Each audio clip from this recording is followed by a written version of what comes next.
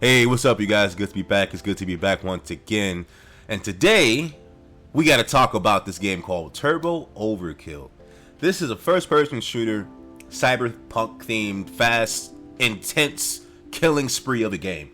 I've only put in about 4 to 5 hours of this game, but once I come back home later on, I have to continue this game, possibly stream it, if you will.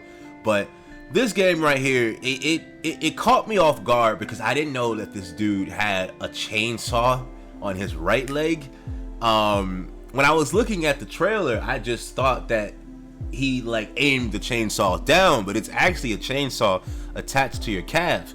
It switches out from a regular robotic calf all the way to a full-fledged chainsaw that you can just slide and tear enemies apart on the go. One of the things I love about this game is that it really doesn't hold back with the amount of enemies that they throw at you.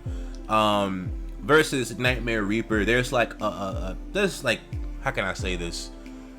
There's certain rooms that have maximum 15 enemies, whereas Turbo Overkill, they'll throw about at least 80 to 100 enemies at you all at once. It's nothing crazy if you compare it to Serious Sam, but it's definitely a nice breath of fresh air when you come from a decent amount of first-person shooters that hold back in that department. Not to mention, just the parkour skills are top tier. You could get around the map really fast. I think the best way to play this game is probably on the harder modes, so that it can showcase different enemies' abilities, just why you should run away from. They're not really kamikazes, but they run towards you with these blades attached to their arm, and if you get hit by them once, you're dead. So it just kind of keeps up that momentum to keep you going, keep you paying attention, shooting, jumping left and right. So far it has so far I have about maybe 6 to 7 different weapons.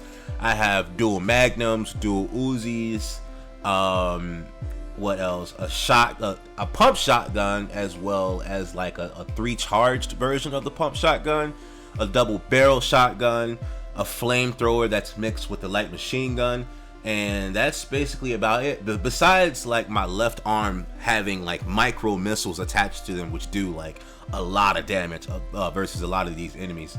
So in terms of the story, I haven't quite understood the story just yet because I did just started playing it. But I know that you're going against this sort of weird entity that humans have created in the far, far future.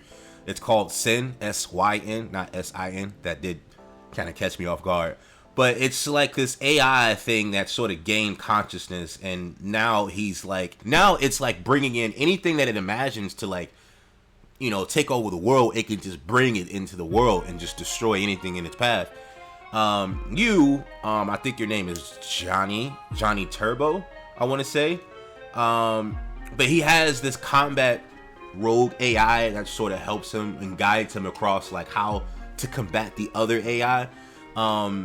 It's not even really the Sin. I wouldn't even say it's an AI. They literally created an entity where they put all this data and information into this project, and then it gained a mind on its own, and it became this, not gonna say god tier thing, but it just became some sort of, I guess you could say, fourth dimensional being in a way.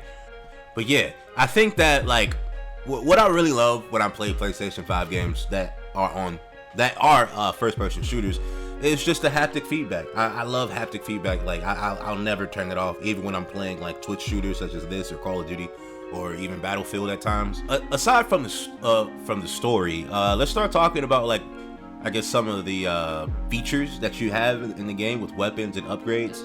So with the weapons, you're able to upgrade to, I want to say, maybe to level 3. I've only been able to upgrade to level 2 with all of my weapons, where you get the alternative fire version of the guns, such as the shotgun that you can charge 3 bolts up to shoot this electric sort of spear, and it shocks and destroys enemies in one go.